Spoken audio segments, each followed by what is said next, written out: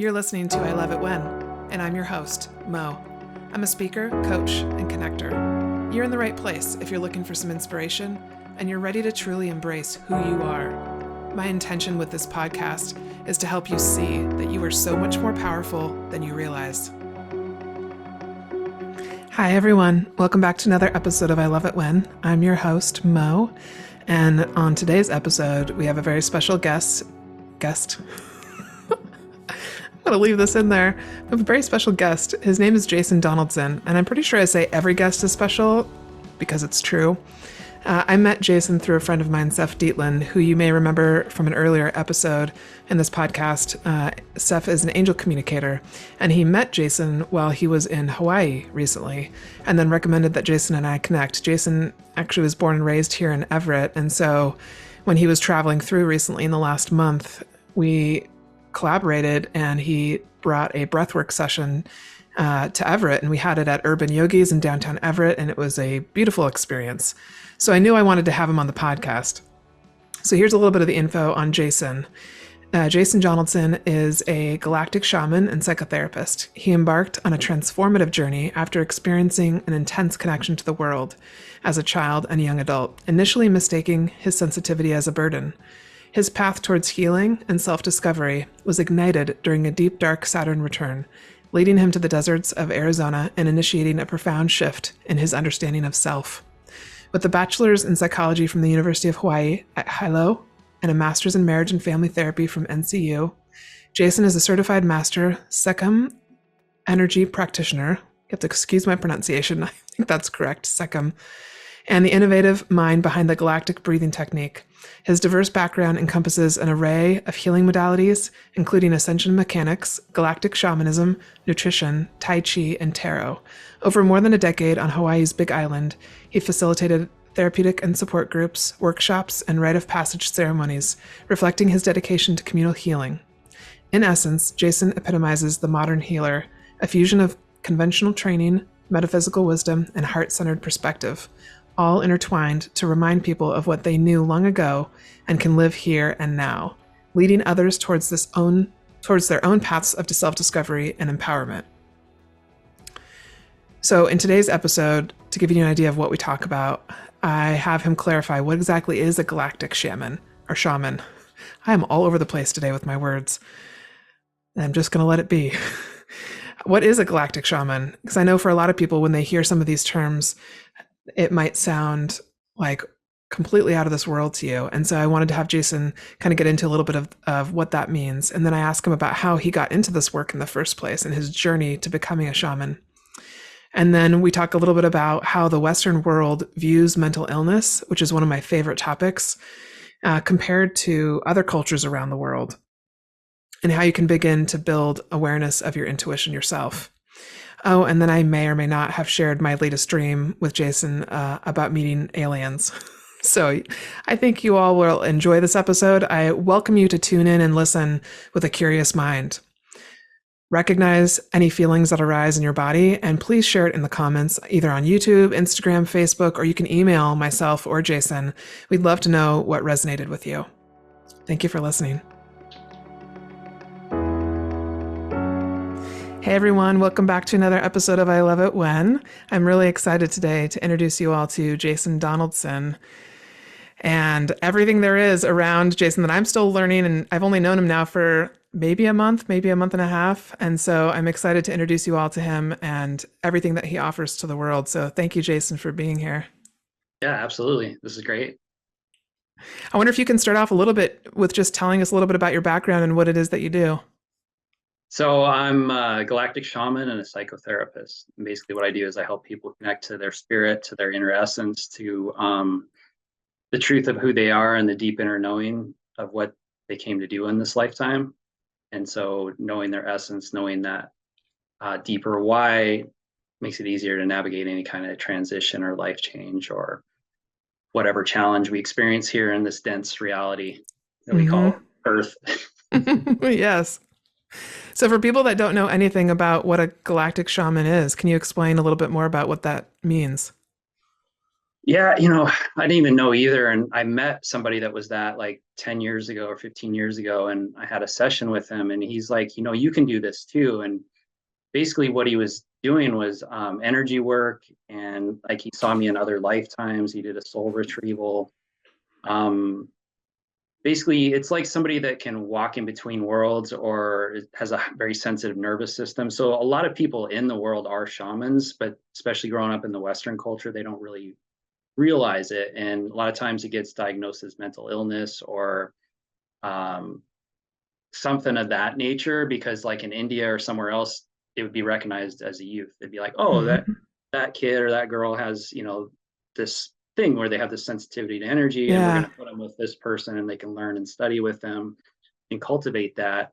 And so here in like the US and the Western cultures, it was kind of like, this is weird. I don't know what's wrong with that person. And we kind of have to discover it on our own, which is really beautiful because we find our own modalities, our own healings, and kind of mixing and matching from other religions and cultural backgrounds and things, what works for us and what resonates. But ultimately, the wisdom comes from deep inside. And so, like a galactic shaman is somebody that has navigated a lot of dense, heavy environments, different things, and ultimately connected with their internal spirit and internal knowing that not only have they had lifetimes on this planet, but other planets, and they've had connection with like extra dimensional beings, what we'd call like aliens, but not so much incarnated ones, more like Hmm. people would be more familiar with the term angels or guides. Hmm. But there's like a different frequency to them, and you're like, oh, they're from this planet, and it's hard to describe how or why you know that. You just kind of feel it, or you get that message, and then Yeah.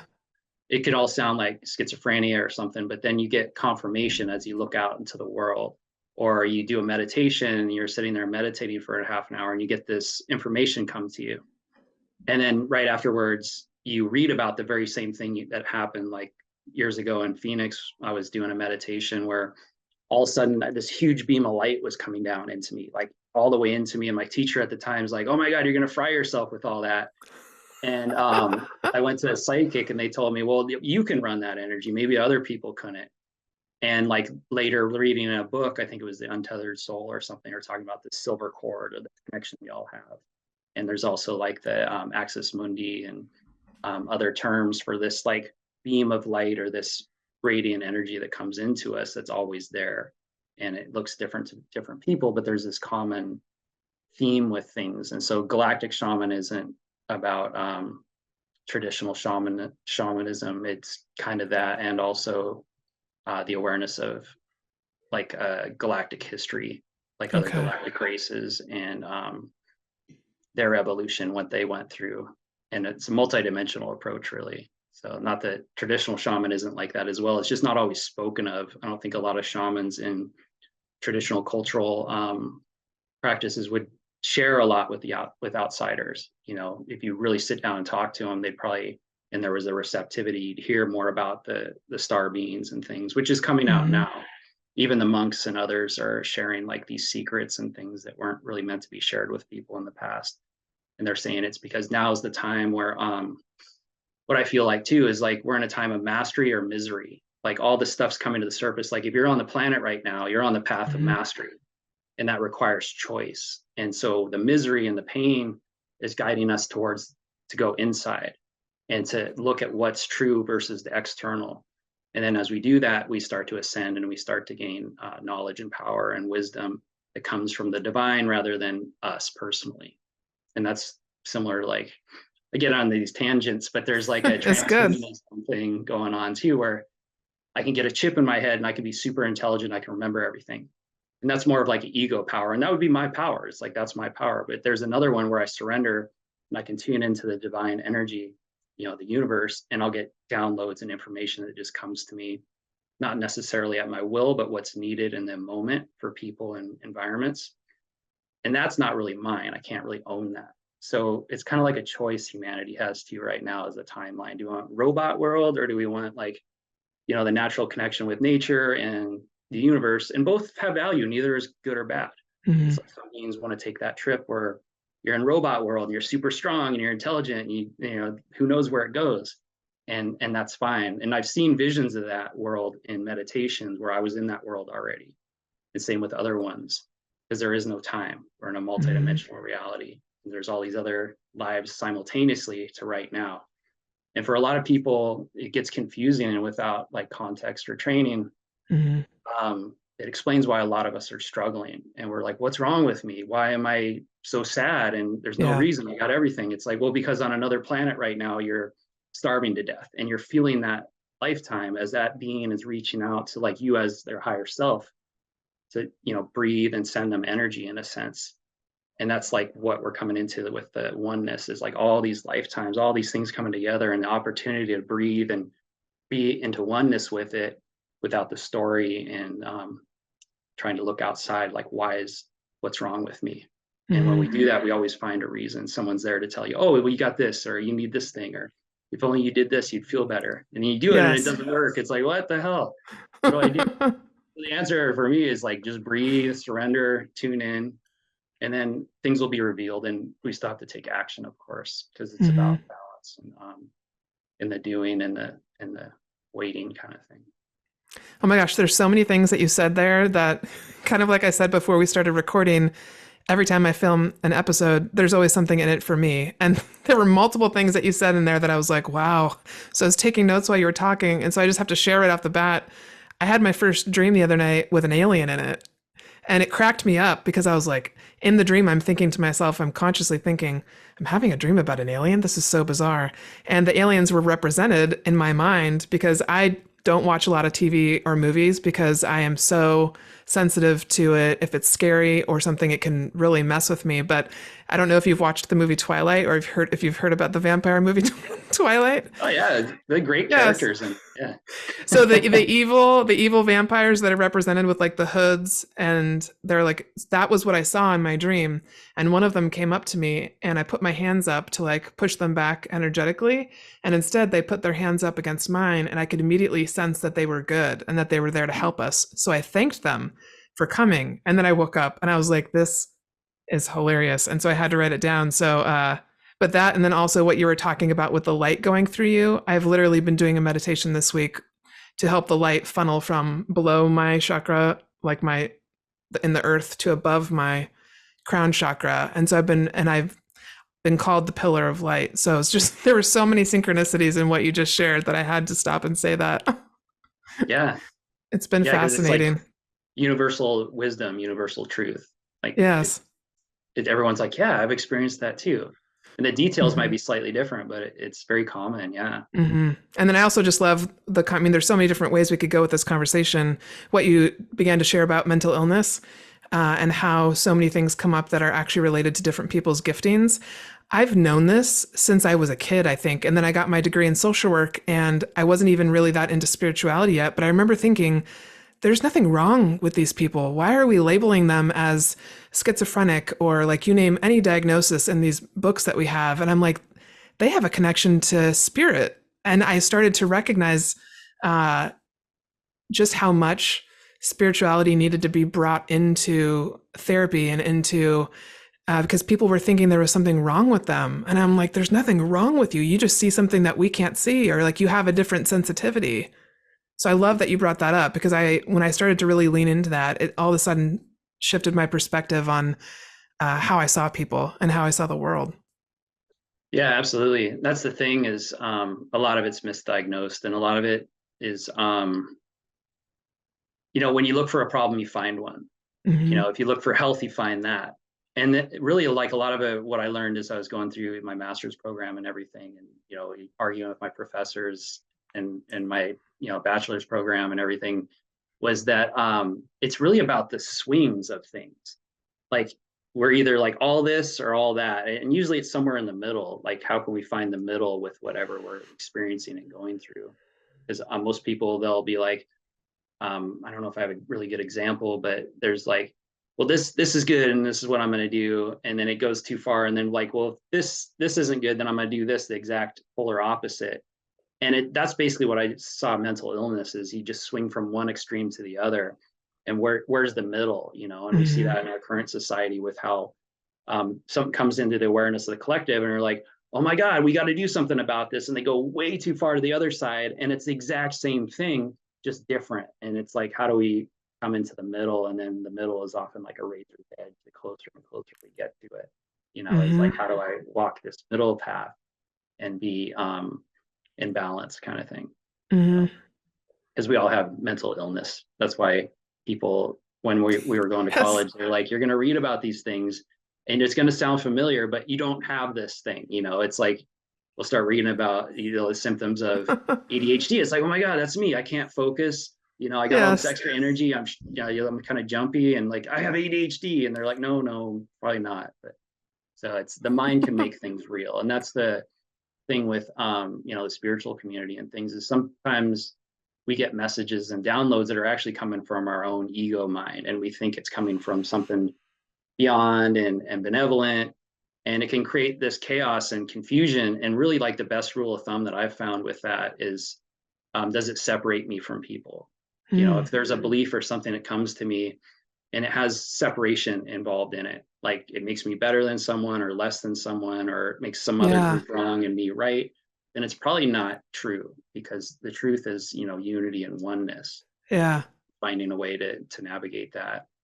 Oh, thank you for sharing that. That's a great way because I know a lot of people fight with themselves in their heads about what is a message from the divine or what is my own ego or fear speaking. And that's a great way to think of it, a really simple way to remind yourself of it's all about connection and unity and love.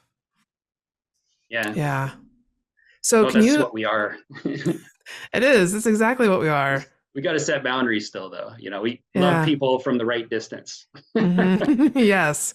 Yes. With discernment and boundaries. Yeah. Um, can you share a little bit about what led you down this path to where you are now? Like what started this journey for you? Just a very like active mind that, um, basically, I didn't understand that my thoughts aren't mine a lot of times, that just because it's in my head doesn't mean it's me. Like, I used to Hmm. think all the thoughts were me, and I'd have these pretty dark, disturbing thoughts and things come up. And I was like, man, I must be a horrible person. Like, why am I thinking about these things? And just a lack of ability to find that calm center, with putting power to the mind and being intelligent. It's very helpful and useful seemingly in the world, but if you try to navigate relationships and life from that place, it creates a lot of pain and suffering, especially when there's, like I was talking about, a sensitivity or an emotions coming up, and Hmm. trying to figure out why and not being able to. It just increases the feeling. And so, as I got older, and with the spiritual type, the experiences I was having in the middle of the night with things showing up in my room, and just weird knowings that people thought were crazy when I tried to explain it, I tried to turn it off. I learned to like drinking and drugs and things and partying to just kind of numb out my nervous system. And it worked for a while. And then, it ran its course. And it was like I had this dark night of the soul experience where my life was just falling apart, and I was out of shape, overweight. I was, um, suicidal, and I really had to like focus on my sobriety, and also like going to find the answers to the things I knew were true. Like, everywhere I looked, I knew magic and mystery was alive in the world. I knew certain things were true, and yet everywhere I looked, I was blocked or I couldn't see it. It was just, a very scientific kind of world as I looked out. It's like, oh, that's not Hmm. real. How do you prove that?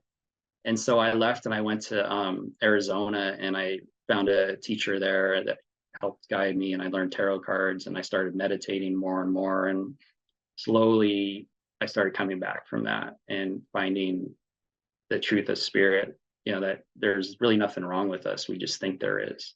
And that Hmm. thoughts in my head are not mine. It's just things being offered. And so, that's kind of a very abbreviated version of it. But it was a lot of pain and struggle, and trying Hmm. to fix myself, reading everything I could, going to all these healers and psychics and past life regression sessions, and just everything I could learn, and even going to college to learn psychology and everything too. So yeah. Wow. And did that journey start like when you were a teenager?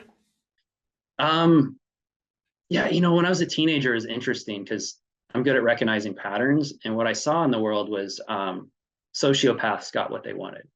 Like if you didn't feel too much, if you could just do things and not Yes. let anything rattle you. It's in the movies and everything, like the tough guys, Yes. and you shoot people, you punch people, and if you got emotion, you just drink. That's how you deal with it. Yeah. And so there was part of me that wanted to be that, wanted to be a tough guy, and wanted to, Hmm. you know, be like the alpha and all those things. But I'm really not that. I'm a Christic being. I have this sensitive nervous system, so I feel a lot. But there was this ability to kind of suppress and stuff things down and override pain, and with alcohol to numb out the nervous system. And I tried to walk that path, but it really didn't work. I just couldn't. It was not who I am. Yeah. Hmm. So I don't know if that answered your question. I got a little off Oh track there. yeah. No, it did. I was just kind of curious, putting our linear time frame to it. How many years was it as you went through this process of finally moving to Arizona and starting to unravel that? Yeah. Well, yeah, all through my 20s, I was basically working. And then on the weekends, I'd go drinking and partying. And I'd have experiences with, like demons and things coming to visit me. Like one night, I woke up in the middle of the night, my light was still on because I'd passed out on my bed or something. And something was scratching at my back, like literally scratching at it. And I'm waking up yelling, and I still feel it. And I had some other experiences like that too. And it was really like a wake up call for me that, of what I was choosing and what my mentality was with being so dark and suicidal. And I wasn't hurting people or anything, but I was Hmm. kind of with how I would act and the things I would say. Sometimes Hmm. when we're really intuitive, we can just push on people's buttons and Hmm. really, get a rile out of them. And that was like the wake up, like, oh, I need to, that, this other realm is real, and that Hmm. these demon things are real. And if I'm creating all this stuff with my mind, all these negative things, then the opposite must be true. Like God must be Hmm. real. There must be angels and all these other beings, and I can create and manifest in a positive way. And so basically, it was a choice. And to like, as I moved forward, from that, I went to like outpatient alcohol treatment. I did like group therapy with that, which really like inspired me to do the group work I do now with people. And went to Arizona. And while in Arizona, I was studying all these things. I even studied like gypsy magic and other things. I was really curious about all the occult stuff. And basically, I was still inviting in this darkness, even as I was studying those things. And I had an experience with that where, in meditation, I think I'd smoked some weed or something, and I meditated, and I'd been reading about somebody that was a dark magician. I knew he was real. I knew he could do what he was doing. So I wanted to learn about that because I was still like, I know this is real. How can I prove it's real? And I experienced like all these demons and things pulling me down into hell kind of thing. And in that point, I was like, no, no, I choose the light. I want the light. And then as I chose the light, I shot up out of there, because up until then, I was kind of flip flopping because I had all these other lifetimes where I didn't always make the best choices. Like all of us, we've had other lifetimes. And in this lifetime, I was never really allowed to descend fully into that, but I hadn't really fully chosen the light. Hmm. And in that moment, I chose the light. It's like, I want the light, because I thought it was weak and fluffy. But my teacher at the time would kind of had an edge to her, but she was definitely heart centered and of that light. And so I made that choice, and then it was moving towards ultimately choosing love, which sent me to Hawaii, and I learned about aloha and about like sharing and giving, and yeah, just being a better human, and Hmm. learning how to listen really is the most important Hmm. thing. Like, can I just listen instead of getting upset or thinking I know what's happening or what's going on?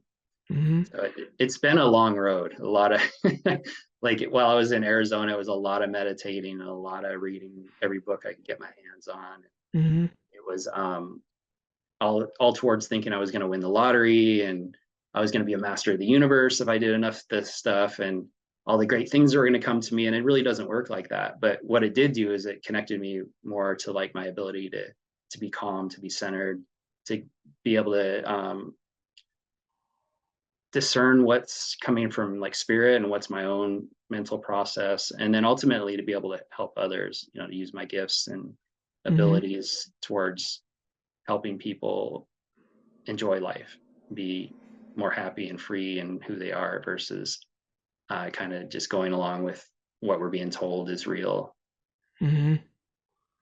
Oh, thank you for sharing about the experiences you've had with the demons, because I always have to ask about that, about any interactions with spirit or with just energy, because number one, I have had such a curiosity because I think I too, in some way, have wanted to like prove to people that this is real, and also having had a fear of the dark for a lot of my life, I think I sensed energies around me, um, but I now know that they've always been of the light. Like I've never had any experiences with a demon like energy like that. Um, but it's very real. And I think this is what a lot of people experience and don't talk about and don't share. And so I've really wanted to open up about that, especially on the podcast, because I think it gives people a space to just begin to talk about it, even if they don't understand it. But they've had these things happen and they want to talk about it so bad, is what I find when I end up meeting people in person at my retreats or in classes that I teach and I share some of the stuff that's happened for me. It's amazing how quickly people open up and are looking for a space to share it. So I appreciate you Mhm. sharing that because it's very real. Yeah, I'd like to add to that too, is Mm-hmm. it's based on the vibratory frequency we're at. And so as we lower our frequency, as we get into like negative thinking, like self-destructive patterns of behavior or even drug use and things, it kind of lowers our frequency. And so there's other things that exist in that frequency. And so they'll show up basically. And really I see it as, and I don't talk about it too much because I don't want to give too much power to it, but it's important to acknowledge it, that what it is really a wake-up call for people. Mm-hmm. Like, oh, these things are showing up for me. They're not really there to torture us or hurt us. They're actually there to help us, to wake us up. Like, yeah, there's another realm. There's another Mm-hmm. reality other than this three-dimensional world you're living in, where everyone's telling you that this is the way it is. Like in the middle of the night when something's standing in your room or something's going, it's real. You're like, that is real. And then later you'll be like, oh no, that was just my imagination. And then the next night you're like, oh my God, that is real. And so it wakes us up to the spiritual realm. It wakes us Yeah. up to the truth. Like none Mm-hmm. of this is real. This Mm-hmm. the spirit world is what's real. Like we're gonna leave here someday and be like, oh my God, I got so caught up in that. It was just a dream. And Mm-hmm. that's what those guys do, because it's basically like we've gotten kind of so far off the rails or so far off track that they're showing up and like, look, hey, wait, like scaring you awake, like this is Wake what you're up. choosing, where do you want to Yes. go with this? And there's people that can help with that. It's Mm-hmm. scary at first, and some people get caught up in fighting and battling those things, but you're not going to win because you're at Mm-hmm. a lower frequency. Basically, you want to shoot up, raise your consciousness, your frequency, and then you're able to navigate them in different ways. Just like with Mm-hmm. people, as we set boundaries with people, they keep coming at us, but eventually they'll lose interest or they change. And it's the same for that. It's all the same, really. It's Okay. when we stand in our power and set boundaries and be our own authority Mm-hmm. and expect it's going to keep coming for a little while, but then eventually it does dissipate. So Mm-hmm. yeah, because it took me a while to get out of it. Hey, I'm popping in for a moment to let you know that if you're interested in working with me one on one in a small group, or you'd like to attend one of my upcoming retreats, please reach out or add yourself to my email list. You can go to iloveitwhen.org and scroll to the bottom where you'll see there's a spot to sign up. I also love to speak, teach, and create experiences for small, medium, or large size companies. If you know someone that I should know, please connect us. I'm looking to utilize I Love It When to create global change, and that will require collaborating with all of you. You're all so much more powerful than you realize. Remind yourself of that today. Can you share a little bit then about how you work with people and just in different ways? Because I think this is a good lead in to kind of some of the things that you do to help people depending on where they're at in their journey and what they're looking for. Yeah, I mean, I have a lot of different ways I'm working with people right now. I'm trying to streamline it. I have a Yeah. number of different offerings, but usually it's just like bringing a person into presence. Like you can, or I can actually see. Most people, a lot of people can kind of see it, but I'm really good at like tuning in. I can see when someone's kind of drifting off into the future, the past, or up into their head, and I'm trying to get them back into their heart, back into the Mm-hmm. now moment. And as they come into the now moment, they start to notice and feel what they haven't been wanting to feel. And so Mm-hmm. as they feel that feeling, is letting them know it's okay to feel this, to be with this energy, and Mm-hmm. allow it to just be as it is, as you breathe and be present. And as that happens, finally this emotion gets acknowledged. Finally this emotion is honored and loved. And whatever is creating that emotion, like this childlike aspect or whatever it is, comes into presence because of our presence. and there's like this dissolving or this expansion that happens. And what it really does is afterwards there'll be a big shift in the world for that person. Like something will happen. um, we were talking about this earlier, where all of a sudden you get an Mm-hmm. email like, oh, this, I just got a new client, or there's Mm-hmm. like an event I really wanted to go to, or someone's, that I've been really wanting to connect with calls me. So like you'll get those kind of confirmations sometimes, but a lot of it is we just become more clear in our lives, and when things happen, we've already felt that emotion and Mm-hmm. we're able to navigate it, because a lot of energy is spent just holding this emotion away, but it's always there. And so when we Yeah. let go and surrender, we feel it. And if we let ourselves feel it, it dissolves, and then we have more energy. It's not being used to hold this away. Like, I don't want this. I don't want this. I don't want this. I don't want this. And then you feel it and you're like, oh, that wasn't so bad.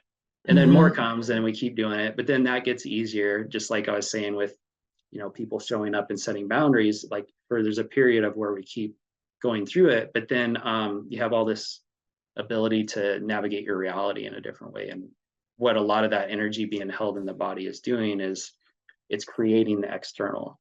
So something externally will happen. So you feel the energy that you've been trying to keep at bay because it's for you.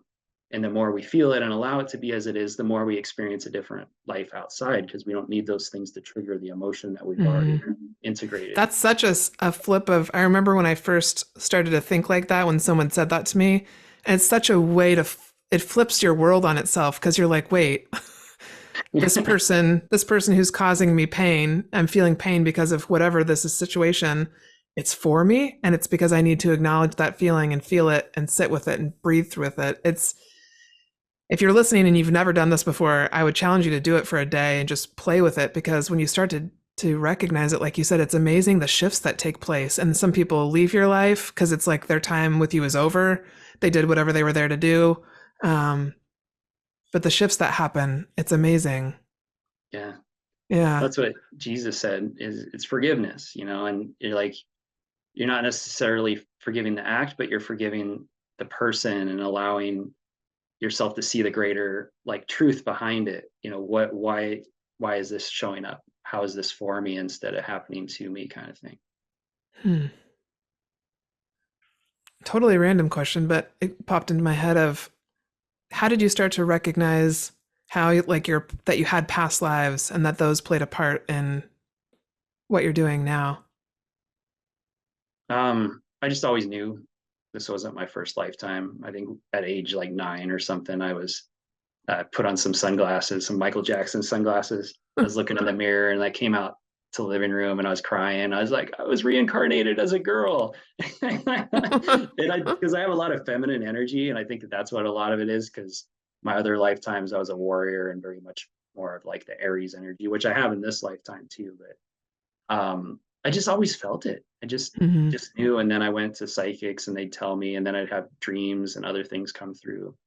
And it was in the Bible. I mean, it's pretty much, and at the place I'm at now, I just assume everyone knows they're real, but I know not everyone's at that place yet. But it's so, I mean, nothing dies. I mean, we just Mm-hmm. keep going. Mm-hmm. There's so many opportunities and things happening. It's very, yeah, it's very rich. I just felt Yeah. it. Yeah. So when you're talking about streamlining ways that you work with people, what are you preferring? How are you preferring to work now? Do you prefer working with groups, or do you, if someone wants to work with you individually, do you just depend on where they're at and if you feel like you're a good fit? Yeah, I do coaching, and so if someone's really drawn to the work I'm doing based on the events I've been doing and my other offerings, then yeah, I'm excited to work with them and see how far we can go and what happens in their life. And that's fun because I get to like watch it in real time and see what comes through, and then the challenges that come up. That's what's Mm-hmm. great, as you know, as doing coaching yourself as a Mm-hmm. coach, that you really get to see like these glass ceilings and the resistance that the person comes up against, and then they shoot through it, and then they're just climbing like crazy, and then there's another one, and then they shoot through that. And so it's a lot of fun, and that's the whole point, right? Is like, what do we do when we get to that place? And then once we Mm-hmm. get used to it, life becomes fun. Mm-hmm. Even the things that are challenging and upsetting seemingly are like, oh wow, okay, what do I do with this? Hmm. rather than, oh my God, what's wrong with me and why is this happening? Yeah. It still feels like that sometimes. Yes. Yeah. Do you do retreats for people, or what kind of events and things do you do? I do breathwork ceremonies and do some online trainings, things of that nature. I'm going to start doing more retreats in Hawaii and other areas. Cool. Yeah. Awesome. I love that. I've always been a fan of them and put them on myself, but I realized I created them for other people. It was really for myself though, because I love the container that you can create with people over the course of a couple of days or a week or however long you go. But the magic that can happen within that mixing of like everybody's energy together along with the facilitator or whoever, it's amazing what happens during that time. Oh, it's so powerful. Like I Hmm. used to do men's groups and I hosted a group out of my house for men and women, all genders, for like 2 years every week.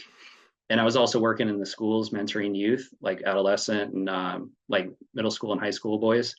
Oh, wow. And it's so powerful because like you can be in that room and someone can say something and someone will tell them something back, like, oh, I think you're amazing. And they're like, no, no, no, no. And like when the whole group says that or they reinforce that thing, they're like, they got to own it. Or if they're upset and they're yelling, Yes. like, I'm not yelling. They're like, yeah, you're yelling. And the whole group is like, yeah, you do that, or you are yelling. It's like you can't deny it when the whole room is telling you something. And that's why groups are so powerful, and especially when it's Hmm. done from love. It really points out the what I call it like a reality check. We do that in the group sometimes where someone's needing some information about something and they can't really grasp it or understand it. And so like the whole Hmm. group can be like, yeah, this is what I've witnessed. This is what I've seen with you. And it's a great way to like bless people too and really support one another. It's really profound. And I did it because that's when I felt comfortable. Maybe it's because I needed control or something, but even just sitting in the groups as a participant, I just felt like for once, here's a place where I can express myself. I can hear other people talk. There's no big rush to run off somewhere. There's no distractions. It really felt like organic is like what humans have been doing for like thousands of years, just sitting in a circle and talking. Hmm. Yeah. The power of realizing that you're not alone in your struggles, that other people have felt the same thing or been through a similar experience is life changing. Yeah. Yeah. So for people that are just listening, because I know some people that listen have all sorts of different spiritual or intuitive practices, but for someone who doesn't know what intuition really is yet, how would you define intuition? It's just when it's kind of like, how do you know you love somebody? Mm. Like prove it. Prove to me you love that person. And it's just, you can prove it maybe, but like you just feel it. You just know it. There's like this term balls to bones. You just feel it. And so intuition's like that. It's like the whole body will ring like a bell. With a thought, it's more linear. It's more kind of like, oh, okay, that's interesting. But when it's like intuition, you're like, oh yeah, that makes sense. Or it's very like subtle and you just be curious and it kind of grows and expands. But it's yeah, everybody has it. Like everyone has intuition and it's saved our lives numerous times. Like you just Mhm. feel it, like, oh, I'm not going to do this thing that day, or I'm not going to walk down that alley.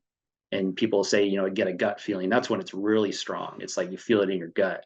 And those are usually the ones that are like, yes, do this or don't do that. But sometimes it's Yes. fear that'll create that too. So I see the confusion. And that's the discipline of a shaman is like, and that's where meditation comes in, is being able to discern the subtleness of it, what's coming from our own personal thinking versus like divine thought, like thoughts from the Mhm. universe kind of thing, intuition. Okay. Well, that was kind of led into my next question of what are a couple tips that you have for people who want to start to hone in on their intuition more? What would you recommend that they do? Breathe. My one thing I recommend for everything is just breathe. No matter what's happening in your life, breathe. Yeah. And it's like the belly breath up into the chest and keeping the shoulders relaxed and then just breathing out through the mouth. And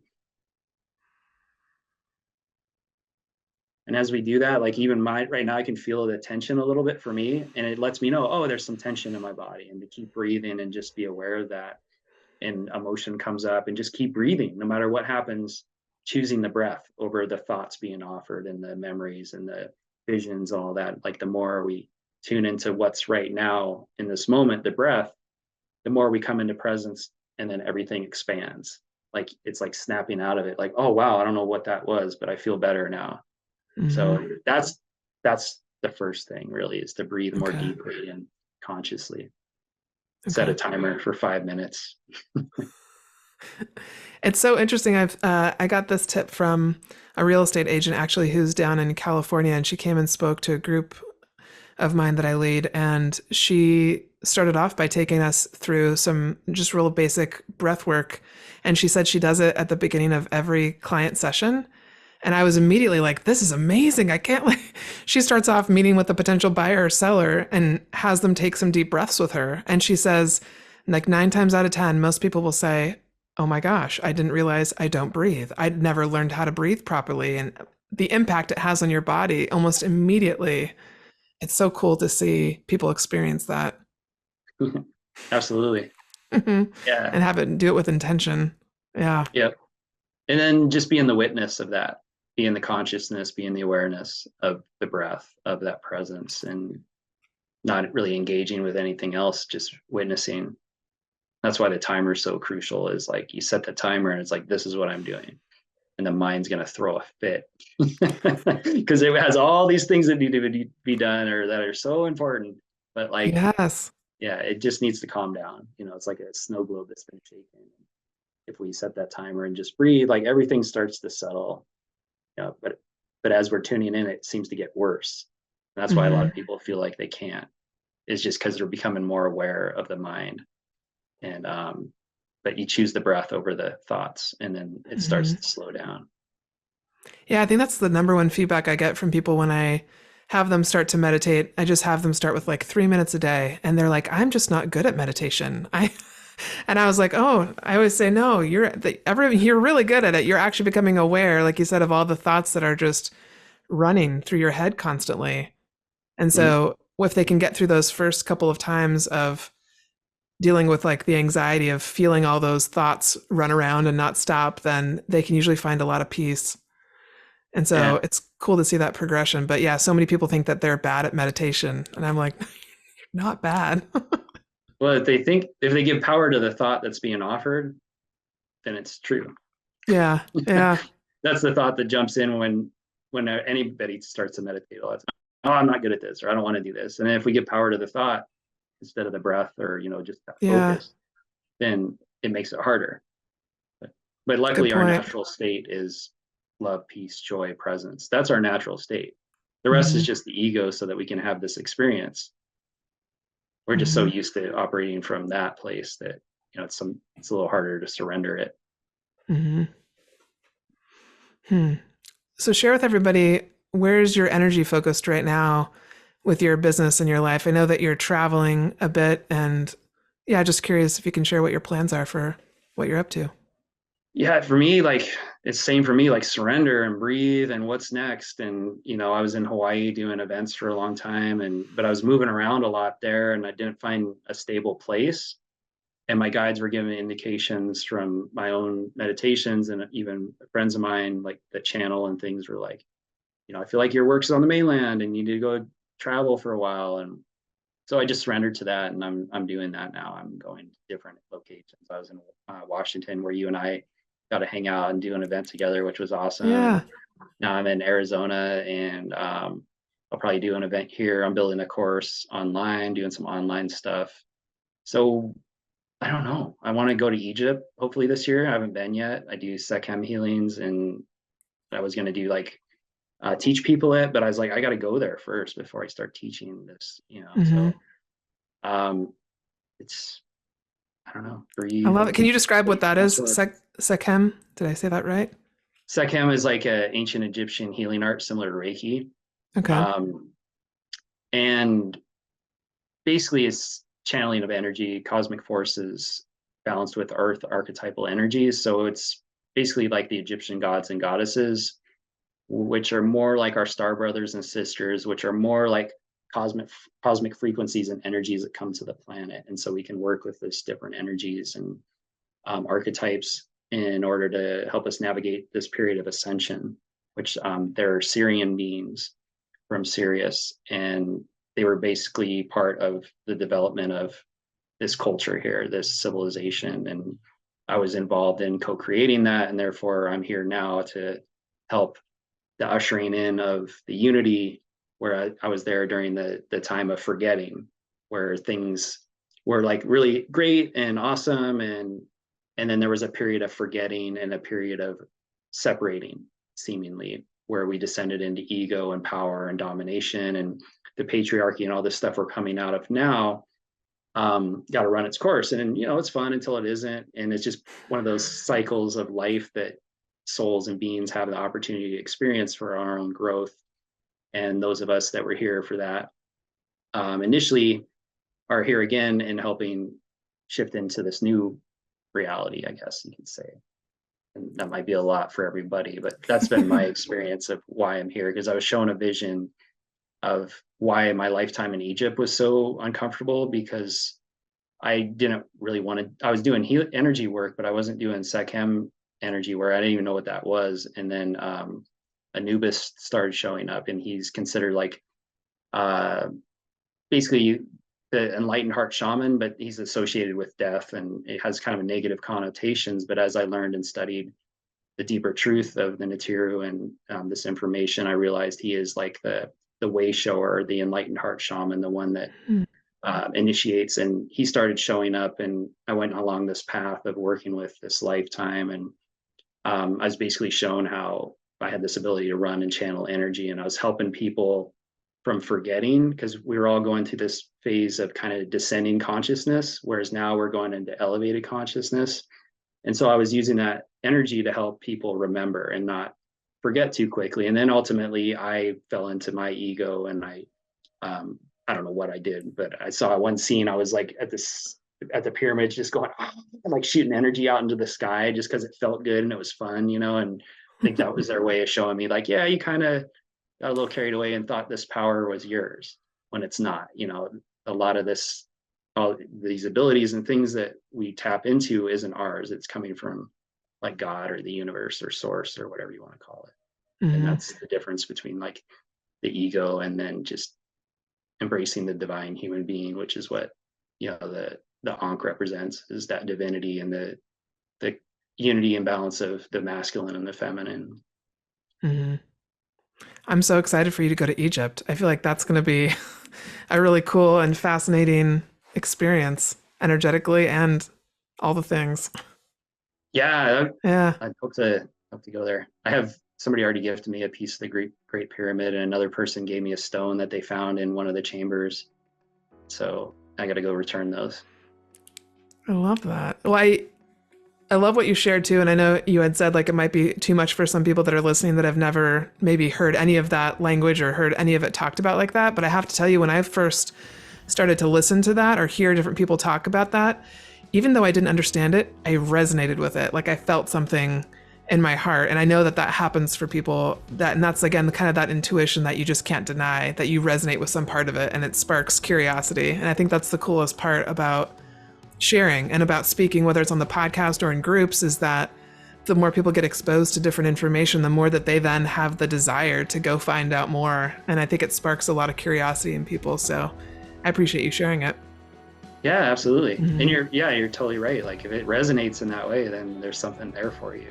Mm-hmm. It just grows and expands in like these mm-hmm. conversations too. Mm-hmm. Helps usher in new levels of awareness. Yeah.